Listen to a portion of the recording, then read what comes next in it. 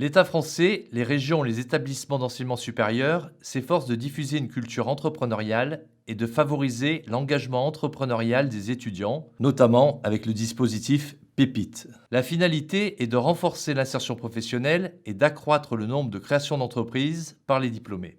De nombreuses entreprises sont à la recherche de talents avec des compétences entrepreneuriales pour intégrer des projets transversaux dans les organisations. Dans ce contexte, les modèles d'intention entrepreneuriale, en particulier ceux ancrés dans la théorie du comportement planifié de Heizen, permettent-ils de serrer une offre d'éducation adaptée aux différents profils des étudiants?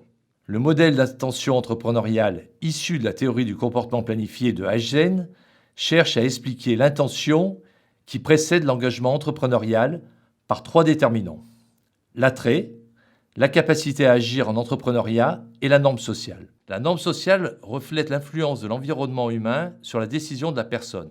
La population étudiante est précisément dans une situation d'intention professionnelle et donc bien adaptée à la confrontation à ce type de modèle. Il convient de présenter nos résultats en 2 temps.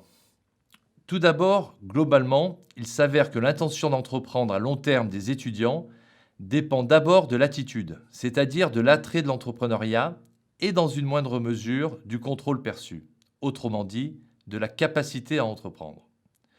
Ce résultat confirme des recherches antérieures. En revanche, les déterminants de l'intention d'entreprendre à court terme sont davantage déterminés par le contrôle perçu que par l'attitude. Par conséquent, pour un impact à court terme, il faudrait d'abord renforcer la capacité à entreprendre des étudiants qui ont déjà un attrait pour l'entrepreneuriat. Pour un impact à plus long terme, il s'agirait de développer l'attrait de l'entrepreneuriat pour le plus grand nombre.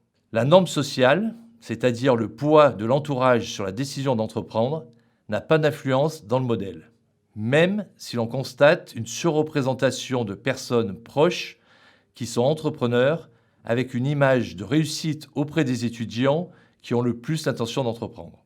De façon plus fine maintenant, le traitement des données par les équations structurelles fait ressortir 3 sous-modèles d'intention entrepreneuriale des étudiants. Ces 3 profils d'étudiants conduisent à prescrire 2 grandes actions en matière d'éducation.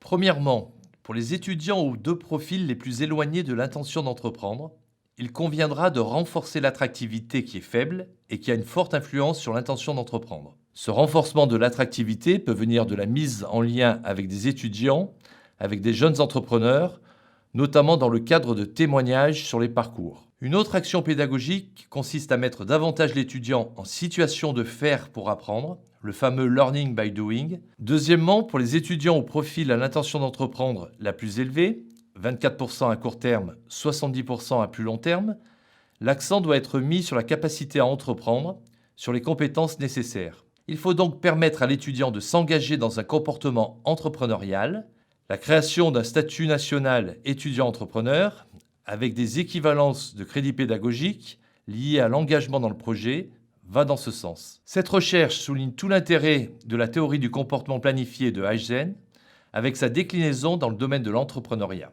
Le traitement des données par les équations structurelles donne l'opportunité de distinguer des sous-modèles de construction de l'intention entrepreneuriale des étudiants. Dans le champ de l'éducation, ces sous-modèles de construction de l'intention entrepreneuriale traduisent des profils d'étudiants distincts qui doivent être intégrés pour mieux cibler l'offre de formation. En matière de culture entrepreneuriale, il faut renforcer l'attrait afin de développer l'envie d'entreprendre.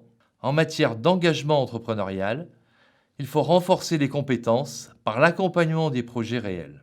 De façon transversale, ces résultats invitent au déploiement de pédagogie inversée axée sur le faire.